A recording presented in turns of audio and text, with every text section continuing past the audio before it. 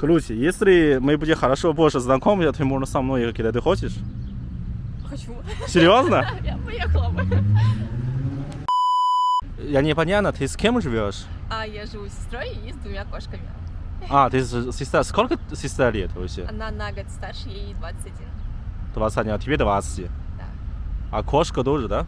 Да. А вы же местные, где родителями тоже вот здесь? Что еще раз? А родителями где именно? Папа, мама где-то? Они в другом городе. Ну, Мы сюда переехали. Тоже это область, да, именно? Да. И как тебе? Нормально один живешь вообще? Да, мне больше нравится. Сестра не ругается? Нет. Я вообще не могу, потому что я когда жил с братом, либо друзьями, постоянно ругаются. Кроме девушки, вообще тяжело, понимаешь, просто. Ну да. Но я не знаю, как можно быть, потому что, думаю, разные человеки просто жить. А ты вообще не ругаешься? Нет, мы бывает ругаемся, но миримся быстро. Это твоя настоящая сестра? Да. Они похожи тебе или нет? Нет. Нет? Я мама на папу. из-за один родителями, да? Да.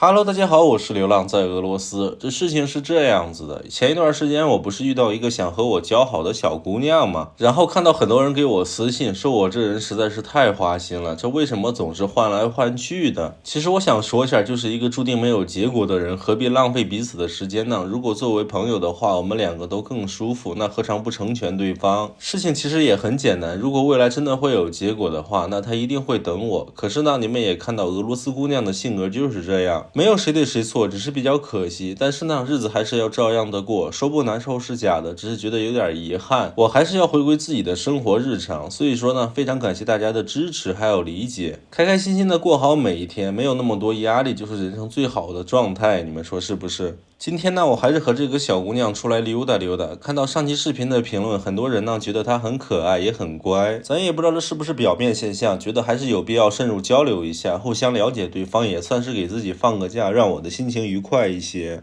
Мне еще интересно, во сколько лет вы переезжаете от родителей, то есть начинаете самостоятельную жизнь? Именно один живу, либо с девушкой? Да. У нас не так, как у вас. У вас обычно 18 лет. Ну, как?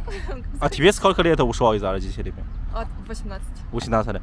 У нас в Китае, возможно, именно квартира дорого, либо что там, возможно, людям, возможно, 30 еще с родителями живет.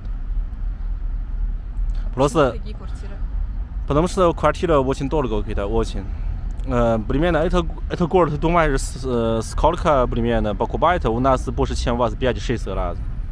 Да, поэтому и у нас много. Если именно квартира дешево снимать, либо там обычно люди можно один живу, но еще китайцы у нас идея не как у вас очень открыт.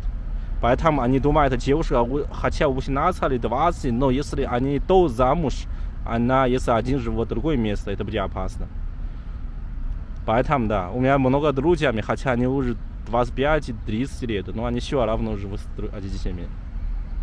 Это кошмар, что ли? Это кошмар. Я тоже так думал, потому что я приехал в Россию уже давно, один живу так свободно. Поэтому я когда вернулся в Китай, я не могу с родителями живу, потому что я не хочу, что люди слушают, они, как называется, контролировать или что-то ругаются, потому что один можно все выбирать, поэтому я привыкла. А ты тоже такая, да? Да, я поэтому даже как можно раньше уехала. 之前有些朋友问我说，这欧美的年轻人是不是满了18岁以后就要分开，然后自己住自己生活？在俄罗斯一般大多数是的，一般年满18岁以后，在他们的想法里就算是成年人了，也需要学会完全照顾自己。当然和父母生活的也是有，但是比较少。其实是看地区吧，如果一个地方房价便宜的话，那何尝不自己住呢？更自在还有更舒服一点。在俄罗斯这几年呢，我也终于算是学会了照顾自己。现在每次回家的时候呢，只有感觉一个人才是最舒服的。这不光是男孩子，小姑娘呢，18岁以后如果和父母生活在一起，有可能会被同龄人耻笑。文化差异造就了不同的生活，你们说是不是？当然呢，我觉得早晚还是要习惯2个人或者1个人生活，干脆趁年轻的时候就学会1个人生活，还是很有必要的。咱也不知道他为什么突然问这么多的问题，也不知道从哪里看的。反正呢，我的问题还没有他的多。我也不知道他是特别喜欢咱们的文化，还是有什么误解。觉得呢，还是需要好好的交流一下。Ты сказал, что ты хотела, что либо люди что-то приглашать тебя ехали в Китай, что-то, я не поняла. Да, меня приглашали в модельное агентство Китая, вот, но тогда начались проблемы с коронавирусом, всем известная болезнь. А, Вот, и, к сожалению, границы закрыли, всех посадили на карантин. И, это давно уже, да, по-моему? да, лет 5 назад было. Ну, тебе же 15 лет было, ты такой маленький, тебе не страшно? Ты точно хотел ехать в Китай и работать там? Я не знала, но я хотела попробовать рискнуть. Ну, у 15 еще равно маленький, но сейчас нормально, потому что ты можешь сам выбирать. Твои родители не знали, что они будут против? Я маму отправляла, так собирай вещи, уезжаем. Серьезно? Да. Но сейчас же хорошо дружба Китай и России, да? Да, И тебе понравится Китай? да, но я правда хотела съездить. У меня есть знакомый, у него бизнес в Китае и в России. Ну да, много сейчас китайцев тут занимаются бизнесом, потому что это не сложно. А ты в Китай что хочешь делать? Только модели? Ну, просто, ну да, модель. И путешествия тоже, да? Я бы там бизнес хотела открыть. Там не надо, здесь можно, потому что Китай покупать вещи дешево. И там вот как раз таки очень перспективно все.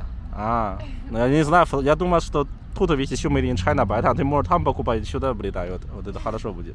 我其实真的很震惊，这个小姑娘吧，15岁的时候就有模特公司想要签约她，但是呢，因为特殊时期大家都懂，所以说过了几年以后，她也没有来到中国。她父母也真的很放心，还同意她这么小的时候就独自一个人来前往。要我说，这战斗民族的性格就是琢磨不透，换成中国家长那不得担心的要命。她的梦想也有很多，比如说来咱这边做生意什么的。不过如果她真做模特的话，我觉得肯定是能成，因为她个子这么高，而且还长得特别的甜美动人。要不是这俄罗斯美女泛滥成灾，以她的相貌在国内绝对能当一个大模特，但是呢，在俄罗斯就是一个普普通通的学生。这或许也是她对我这么感兴趣的原因，因为呢，现在中国和俄罗斯的关系特别好，有时候走在大马路上，很多人就问我关于怎么购买中国的商品，希望在俄罗斯发财，因为这边的物价实在是贵的离谱。不过看到她这么阳光，我也真的很高兴，因为并不是所有的女孩子都是这样。很多人呢，因为繁琐的工作还有学习，已经对生活没什么兴趣，而她的梦想却远远不止步于此。真心的为她祝福。这期视频呢就到这儿了，非常感谢大家的点赞还有关注。如果大家有什么想问的问题，欢迎评论或者私信我，我也一定会一一回复。那我们就下期视频不见不散了，谢谢大家。Короче, если мы будем хорошо больше знакомы, ты можешь со мной ехать, ты хочешь?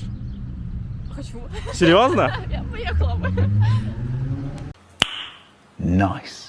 正好呢，趁这个视频给大家说一件事情，就是你们也知道我是没有接过任何广告的，而且呢，很多朋友是想了解一下俄罗斯的真实生活，还有关于异国恋的事情。可惜呢，在 YouTube 平台上面却无法联系到我。现在呢，我开通我的 Facebook 还有 TikTok 的公众页面，然后点击下方的连接。如果大家想了解你们感兴趣的问题，可以通过 Facebook 或者 TikTok 的私信功能。非常感谢大家去关注一下我的官方互动频道，这样的话我也会实时在上面更新内容。同样呢，我也期待大家提出各种各样的问题，就在视频下方的链接，不要忘记去支持一下、关注一下。真的再一次非常感谢大家了，我们下期视频不见不散，谢谢大家。